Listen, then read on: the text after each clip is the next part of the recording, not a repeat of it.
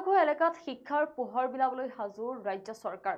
সংখ্যালঘু এলেকাত একেলগে মুকলি কৰা হ'ব 9খন আৱাসিক বিদ্যালয় আৰু ইতিমধ্যে সম্পূৰ্ণ হৈ উঠিছে 9খনকৈ বিদ্যালয়ৰ নিৰ্মাণ কাৰ্য এই সন্দৰ্ভত জনাই যাম সবিস্তাৰে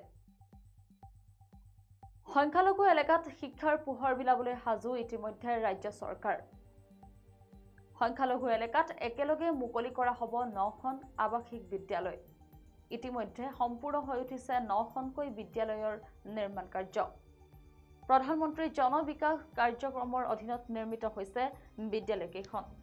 বিশ্বনাথ বৰছলা বেজেৰাত হ'ব আৱাসিক বিদ্যালয়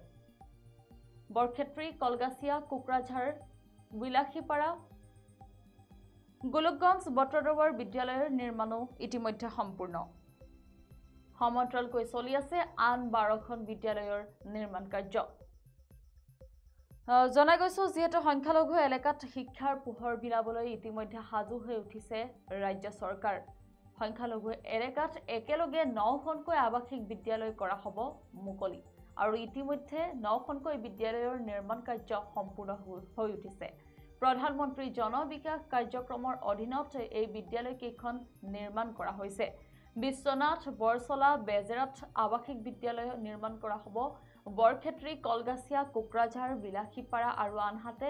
গোলকগঞ্জ বটদ্ৰৱাৰত বিদ্যালয়ৰ নিৰ্মাণ ইতিমধ্যে সম্পূৰ্ণ হৈ উঠিছে আৰু সমান্তৰালকৈ আন 12খন বিদ্যালয়ৰ নিৰ্মাণ কাৰ্যও চলি আছে আৰু যেহেতুকে ৰাজ্য চৰকাৰে এক আসলতে বিশেষ পদক্ষেপ গ্ৰহণ কৰিছে সংখ্যালঘু এলেকাত শিক্ষাৰ পোহৰ বিলাবলৈ ইতিমধ্যে সাজু হৈ উঠিছে ৰাজ্য চৰকাৰ আৰু বহু ক্ষেত্ৰত আসলতে দেখা যায় যে সংখ্যালঘু এলেকাত শিক্ষাৰ ক্ষেত্ৰত আসলতে বহু পিছপৰি আছে গতিকে এই ক্ষেত্ৰত সংখ্যালঘু এলেকাক শিক্ষাৰ ক্ষেত্ৰত আগবঢ়াই আনিবৰ বাবে শিক্ষাৰ পোহৰ বিলাবৰ বাবে আসলতে সাজু হৈ উঠিছে বৰ্তমান ৰাজ্য চৰকাৰ আৰু ৰাজ্য চৰকাৰে আসলতে বিশেষ পদক্ষেপ গ্ৰহণ কৰিছে সংখ্যালঘু এলেকাত একেলগে 9খন আৱাসিক বিদ্যালয় মুকলি কৰিব ৰাজ্য চৰকাৰে আৰু ইতিমধ্যে সম্পূৰ্ণ হৈছে 9খনকৈ বিদ্যালয়ৰ নিৰ্মাণ কাৰ্য বিশ্বনাথ বৰছলা বেজেৰা বৰক্ষেত্ৰী কলগাছিয়া কুকৰাঝাৰ বিলাসীপাৰা আৰু আনহাতে গোলকগঞ্জ আৰু বটদ্ৰৱাৰত আসলতে নিৰ্মাণ কাৰ্য সম্পূৰ্ণ হৈ উঠিছে মুঠ 9খনকৈ বিদ্যালয়ৰ নিৰ্মাণ কাৰ্য ইতিমধ্যে সম্পূৰ্ণ হৈ উঠিছে আৰু ৰাজ্য চৰকাৰে এই 9খন আৱাসিক বিদ্যালয় সম্পূৰ্ণ কৰি আসলতে সংখ্যালঘু এলেকাৰ বাবে শিক্ষাৰ পোহৰ বিলাবলৈ সাজু হৈ উঠিছে আৰু কেৱল এই 9খন আৱাসিক বিদ্যালয় বুলিয়ে নহয় আসলতে সমান্তৰালকৈ আন 12খন বিদ্যালয়ৰ নিৰ্মাণ কাৰ্যও চলি আছে আৰু পুনৰবাৰ জনাইছো যেহেতু ৰাজ্য চৰকাৰে আসলতে এক সুখবৰ প্ৰদান কৰিছে সংখ্যালঘু এলেকাৰ প্ৰতিগৰাকী লোকৰ বাবে সংখ্যালঘু এলেকাৰ দেখা যায় যে আসলতে শিক্ষাৰ ক্ষেত্ৰত যথেষ্ট পিছপৰি থকা দেখা যায় গতিকে এই ক্ষেত্ৰত এতিয়া এক বিশেষ পদক্ষেপ গ্ৰহণ কৰিছে